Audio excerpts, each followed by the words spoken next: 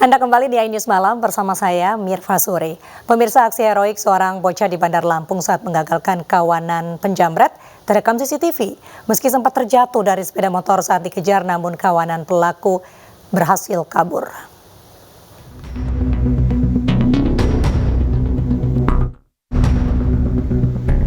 Seorang bocah di Jalan Ridwan Rais, Gang Kinan, Tanjung Karang Timur, Bandar Lampung, jadi korban penjamretan.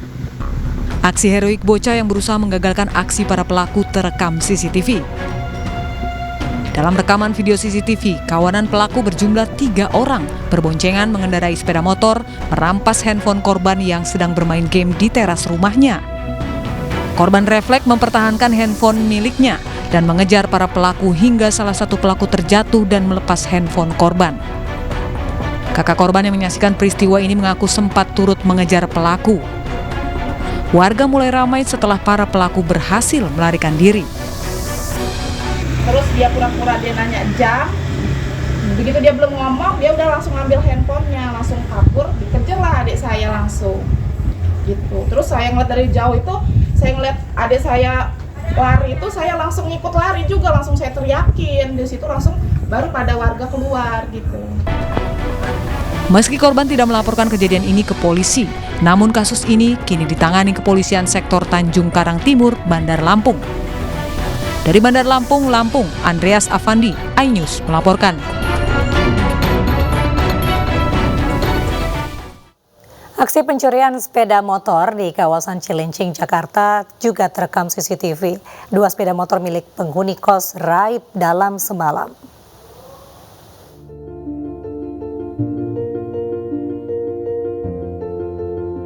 Dua pelaku curanmor masuk ke sebuah rumah kos di Jalan Rorotan 11 Cilincing, Jakarta Utara.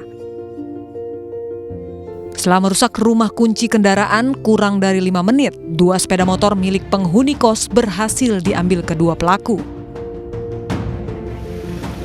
Peristiwa hilangnya motor penghuni kos ini terjadi pada waktu subuh. Pagar yang jarang digembok membuat pencuri leluasa masuk ke area parkir rumah kos. Itu pintunya nggak dikunci, Pak. Jadi memang jarang dikunci. Sejak ada kejadian sekarang peraturannya beda lagi. Kini korban telah melaporkan kasus pencurian kendaraan ini ke Polsek Cilincing. Polisi masih memburu para pelaku yang diduga kerap melancarkan aksinya di wilayah Cilincing dan sekitarnya. Dari Jakarta, Sofyan Firdaus, iNews melaporkan.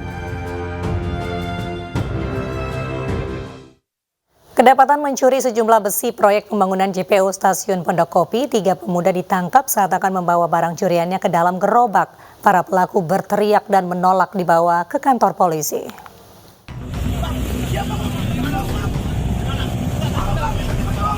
Tiga pemuda ini berteriak dan menolak saat akan dibawa ke kantor polisi sektor Durensawit, Jakarta Timur. Ketiganya ditangkap saat ingin mengangkut barang curian berupa besi milik proyek pembangunan JPO Stasiun Pondok Kopi, Jakarta Timur ke dalam gerobak sepeda motor.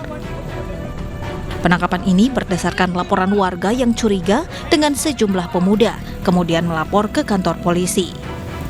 3 dari 8 pelaku ditangkap, sementara 5 pelaku lainnya melarikan diri. Peristiwa pencurian, Pak, Kapoldi di Jalan Pondok Kopi, Pak, dioper. Dia menggunakan apa tuh saat melakukannya? Menggunakan gerobak. Pelakunya sekitar 8 orang, Pak. Oh, untuk tadi lokasi pengambilannya di wilayah mana nih? Dioper. Ketiga pelaku dibawa ke Mapolsek Durensawit untuk menjalani pemeriksaan lebih lanjut.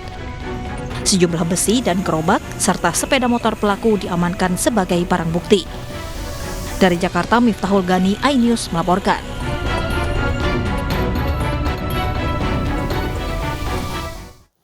Direskrimum Polda Jawa Barat kembali mendatangi lokasi pembunuhan ibu dan anak di Subang, Jawa Barat. Polisi berencana menggelar olah tempat kejadian perkara ulang pada Selasa mendatang.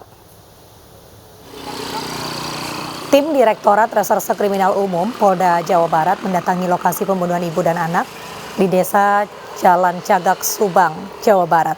Polisi juga menurunkan petugas pembersih rumput untuk membersihkan semak-semak yang telah menutupi rumah lokasi pembunuhan. Untuk mensterilkan lokasi kejadian, garis polisi dipasang sebelum menggelar olah tempat kejadian perkara ulang yang akan dilakukan Selasa mendatang. Olah TKP akan dilakukan dengan melibatkan para tersangka dan juga tim Inafis Polda Jabar. Yang dicari itu apa sih Bang untuk pemerintah itu Bang? Nanti akan kita cari barang bukti, nanti kita hadirkan juga tersangka Danu. Kita bawa ke TKP untuk mencari kembali alat-alat yang mungkin masih tertinggal. Jadi kemarin kita menemukan alat yang digunakan untuk membersihkan darah katanya. Kapan Bang? Nanti rencana Selasa kita akan melakukan olah TKP ulang. Kita akan hadirkan dari Den, kemudian Puslapor, Inafis. Sebelumnya pemirsa, polisi telah menetapkan 5 tersangka dalam kasus pembunuhan ibu dan anak di Subang. Ironisnya kelima tersangka merupakan keluarga korban.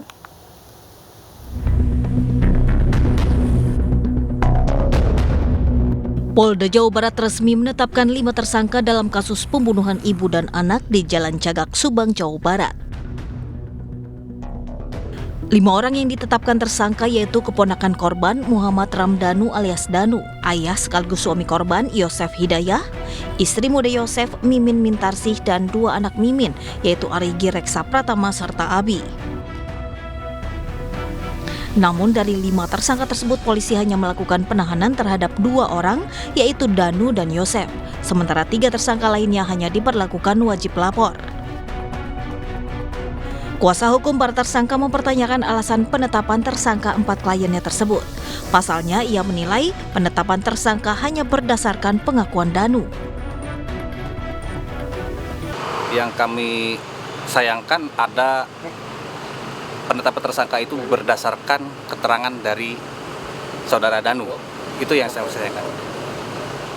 Dari 4 terduga tersangka itu, klien kami ada 3 yang tidak mengenal Danu. Itu yang jadi